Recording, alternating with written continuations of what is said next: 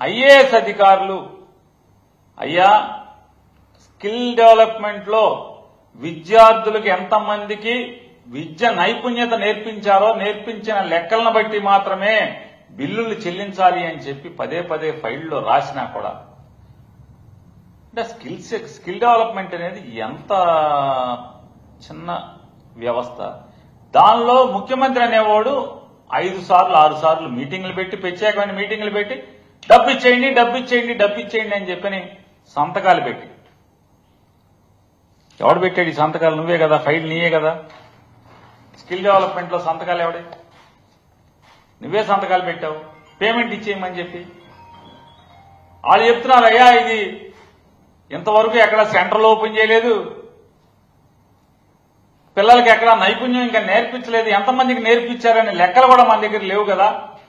కనీసం ఒక్కసారి చూద్దామన్నా కూడా నోరు మూసుకొని నేను చెప్తున్నాను, ముఖ్యమంత్రిగా చెప్తున్నాను, ఇచ్చేయండి డబ్బులు ఇచ్చేయండి క్లియర్ గా ఆఫీసర్లు అందరూ రాశారు.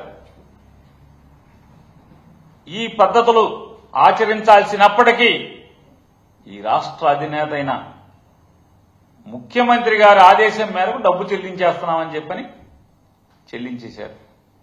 ఇది దొరికావు. అప్పుడు అంతే కదా, ఆత్రమారి పెళ్లి కొడుకు ఏదో చేశాడన్న సామెతగా అతను ఎవరినో బ్యాగులు ఇచ్చి పంపించావు. మొత్తం సినిమాల్లో దొరికిపోయారు మీరు కెమెరాలకి.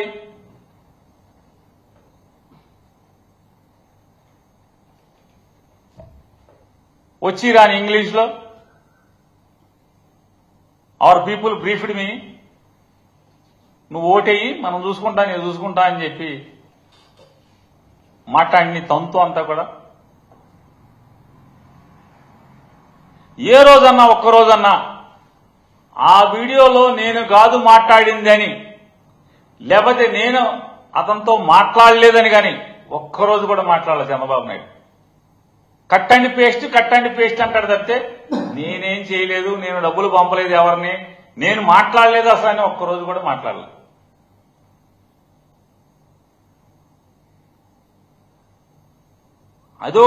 అదే ఆత్రం అయితే ఈ స్కిల్ డెవలప్మెంట్ ఆత్రం.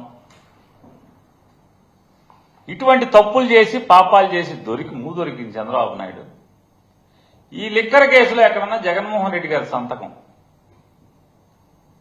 లేదా ధనంజయ రెడ్డి గారి సంతకం లేదా ఓఎస్డి కృష్ణమోహన్ రెడ్డి గారి సంతకాలు లేదా ఇలా చేయండి వ్యాపారం అనే ఆదేశాలు ఇస్తూ ఎక్కడన్నా రాతపూర్వకమైన ఆదేశాలు ఎక్కడన్నా ఉన్నాయా? పోనీ ఏ అధికారైనా ఇలా తప్పు జరిగిందని చెప్పని ఎవడని చెప్పాడా? అప్పట్లో పనిచేసినటువంటి ఏపీ బెవరేజెస్ కార్పొరేషన్ ఎండీని విపరీతంగా మీ పోలీసులు సిట్టు, ఎవడా ఏ సిట్ అంటే అసలు మామూలుగా జగన్మోహన్ రెడ్డి గారి ప్రభుత్వం పడిపోయి చంద్రబాబు నాయుడు రాగానే వెంటనే సిఐడికి ఒక అధికారిని వేశారు, వినీత్ బ్రిజ్లాల్ అనేటువంటి ఒక అధికారిని వేశారు. ఆయనకి ఆగస్టు మాసంలోనే ఎప్పుడనో నికార్స్ అయిన ఒక ఆఫీసర్ ఉన్నాడు, చరిత్ర పుటల్లో నిలిచిపోతాడు. చాలా పెద్ద ఆఫీసర్, ఎలక్షన్లు నడిపాడు, తర్వాత సారాకి సెక్రటరీగా వచ్చాడు. అసలు అతని గురించి స్టోరీలు చెప్పుకోవాలి, మామూలు స్టోరీలు కాదు. అతను తంతు, అతను 2024 యాసకాలం వరకు అతను చేసిన తంతులు, అతను వన్నెలు చిన్నెలు అదో పెద్ద పుస్తకం రాసేయచ్చు అసలు మామూలుగా. అతను సారాకి సెక్రటరీగా వచ్చాడు. ఆ సారాకి సెక్రటరీగా వచ్చి సారా శాఖకి ఎవరో ఒక అతను పిటిషన్ ఇచ్చాడంట సారాలో అక్రమాలు జరిగినాయని. వెంటనే నాకు వారం రోజుల్లోపు కావాలని 9 రోజులు ఆయన దగ్గర పెట్టుకుని ఓ వారం రోజులు నాకు 9 రోజుల్లో నాకు ఇచ్చేయండి అని చెప్పి కిందకి రాస్తాడు. 9 రోజుల్లో కింద నుంచి పైకి వచ్చేస్తాడు. వెంటనే అతను సిఐడికి కంప్లైంట్ పెట్టేస్తాడు. సిఐడి ఎఫ్ఐఆర్ కడుతుంది సెప్టెంబర్ మాసంలో లేనప్పుడు. ఆ వినీత్ బ్రిజ్లాల్ అనే ఆయన సిఐడి బాస్. ఆయన మొత్తం ఏంటి ఈ యాత్రం, ఈ నికార్సైన పనోడు 24 యాసకాలం దాకా అద్భుతంగా నీతివంతంగా ధర్మబద్ధంగా ఉద్యోగం చేసినట్టు పనివాడు అసలు ఏం పిటిషన్ పంపించాడా అని చెప్పి మొత్తం చదివి చూసుకుని విచారణ చేసి ఇందులో ఏం ఆధారాలు లేవు, ఈ కేసు మేము నడపలేము అని చెప్పి తెగేసి చెప్పాడు. తెగేసి చెప్తే జగన్మోహన్ రెడ్డి గారి ప్రభుత్వం ఉన్నప్పుడు చాలా మామూలుగా అసలు నీతి కవులు తెగ చెప్పేవాడు ఆయన. పోలీసుల్లో పెద్ద ఉద్యోగం కోసం మామూలుగా ఎంత కక్కుర్తి పడ్డాడంటే అంత కక్కుర్తి పడ్డాడు. అతను బెదిరించాడు. బెదిరిస్తే ఆ బెదిరించినటువంటి బెదిరింపులకు అతను వెంటనే రిజిగ్నేషన్ లెటర్ మొఖాన్ని కొట్టాడు. మా దగ్గర నీతులు చెప్పి ఇక్కడ దాఖలు నాకినటువంటి ఆ పెద్ద పోలీసు అధికారికి మొఖాన రిజిగ్నేషన్ కొట్టాడు. మళ్ళీ బతిమాలి రిజిగ్నేషన్ వెనక్కి తీసుకుని వీడితో పని అయ్యేది లేదు, ఇది మనకి చెప్పు చేతల్లో ఉండే మనిషిలాగా లేడు, నిక్కచ్చిగా పనిచేస్తున్నాడని చెప్పని ఎత్తుక్కున్నారు. ఎవడరా మనకి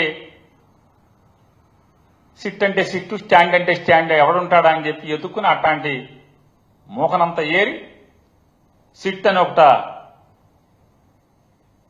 మొటాన్ని పెట్టి ఆ సిట్లో వీళ్ళు సిట్ అంటే సిట్టు, స్టాండ్ అంటే స్టాండ్ అనే వాళ్ళందరం కూడా వేసుకుని ఇక కథ జగన్ గారి దగ్గర నుంచి కిందకి మొదలెట్టినటువంటి కథ ఎక్కడి నుంచి తెర మీద ప్రతిరోజు మనం అందరం చూస్తున్నాం. మనందరికీ తెలుసు ఏం జరగబోతుంది, చిన్నపిల్లడిని చెప్పే పరిస్థితి. ఇటువంటి ఈ తప్పుడు పనులు చంద్రబాబు లాగా ఆత్రంమారి పనులు ఎట్లా ఉంటాయి అంటే రూపాయి కోసం కక్కుర్తి ఎట్లా ఉంటుందో చంద్రబాబు గారు అనేది చిన్న ఉదాహరణ. 2015లో ఆయన ముఖ్యమంత్రి అయ్యాడు, 14లో అయ్యి వెంటనే 2015కి వచ్చేప్పటికీ అప్పట్లో ఉన్నటువంటి ఒక సారా శాఖ కమిషనర్ గారు ఆయన ముఖ్యమంత్రి గారి మహజర్కి ఒకటి పంపిస్తాడు. ఏమనంటే ప్రివిలేజ్ ఫీజు, బారుల మీద ఉన్నటువంటి ప్రివిలేజ్ ఫీజుల్ని పెంచాలి భారీగా అని చెప్పని ముఖ్యమంత్రి గారికి క్యాబినెట్కి పంపిస్తాడు. క్యాబినెట్లో దాన్ని క్విక్ ఎయిక్ మనరు, రికార్డులో మాత్రం దాని గురించి చర్చించినటువంటి దాఖలాలలో అది అలాగే లై ఓవర్ ఉంటుంది. బార్ల మీద లేదా సారా షాపుల మీద ప్రివిలేజ్ ఫీజుని అప్పటి వరకు ఉన్న దాన్ని 10 రెట్లు పెంచుదామని చెప్పని ఎక్సైజ్ కమిషనర్ గారు ఏదైతే పంపిస్తాడో ఆ పంపించింది క్యాబినెట్లోకి వచ్చి అలాగే ఉండిపోద్ది. ఆ క్యాబినెట్లోకి వచ్చి ఉండిపోయినటువంటి ఆ ఫైల్ అలా ఉండంగానే సాయంత్రం మళ్ళీ అదే కమిషనర్ గారు, ఆ సారా కమిషనర్ గారే వెంటనే ప్రివిలేజ్ ఫీజు రద్దు చేస్తూ కాగితం పంపిస్తాడు మళ్ళీ.